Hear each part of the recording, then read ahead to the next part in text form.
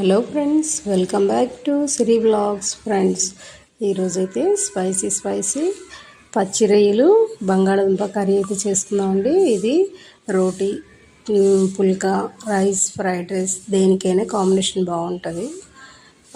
పలావ్కి కూడా చాలా బాగుంటుంది. సో దీనికి కావాల్సినవి టమాటా, ఉల్లిపాయలు, పచ్చిమిరపకాయలు బాయిల్ చేసి పక్కన పెట్టుకున్న 2-3 బంగాళదుంపలు అండ్ పచ్చి రొయ్యలు బాగా క్లీన్ చేసి పక్కన పెట్టుకోవాలండి.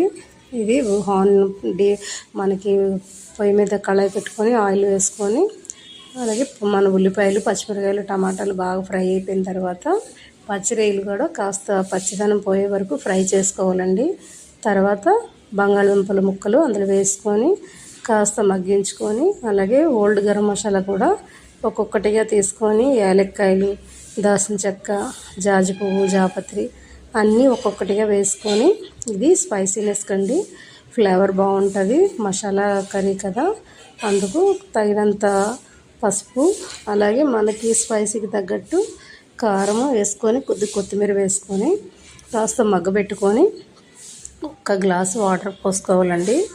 ఇది సిమ్లోనే కుక్ చేసుకోవాలి, ఎందుకంటే ఆల్రెడీ బంగాళదుంపలు ఫ్రై అయిపోయి ఉన్నాయి కదా, అంటే ఉడకబెట్టేసి ఉన్నాయి కాబట్టి ఇంకా మనకి ఎక్కువగా కుక్ చేయక్కర్లేదు. కొంచెం రొయ్యలు కుక్ అయితే సరిపోతుంది.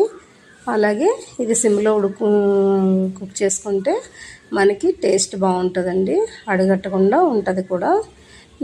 ఫైనల్గా కర్రీ అయితే రెడీ అయిపోయింది. ఈ కర్రీ మనం లంచ్ చేస్తామని ముందర చేసుకుంటే బాగుంటుందండి, ఎందుకంటే బంగాళదుంప వాటర్ దిగుతుంది. అందుకు మనం తినే ముందర కర్రీ చేసుకుంటే 10 నిమిషాల్లో రెడీ అయిపోతుందండి, అన్నీ రెడీగా ఉంటాయి. సో బాగుంటుంది. రైస్కి, రోటీకి, పుల్కాకి బాగుంటుంది. ఇలా వెజ్ కర్రీస్లో నాన్ వెజ్ కలిపి చేసుకుంటే మనకి కూడా తినడానికి టేస్ట్గా ఉంటుంది, హెల్త్కి కూడా మంచిది. సో మీరు కూడా ఈ కర్రీ ట్రై చేసి ఎలా వచ్చిందో కామెంట్ చేయండి ఫ్రెండ్స్. ఈ వీడియో కానీ నచ్చితే లైక్ చేయండి, షేర్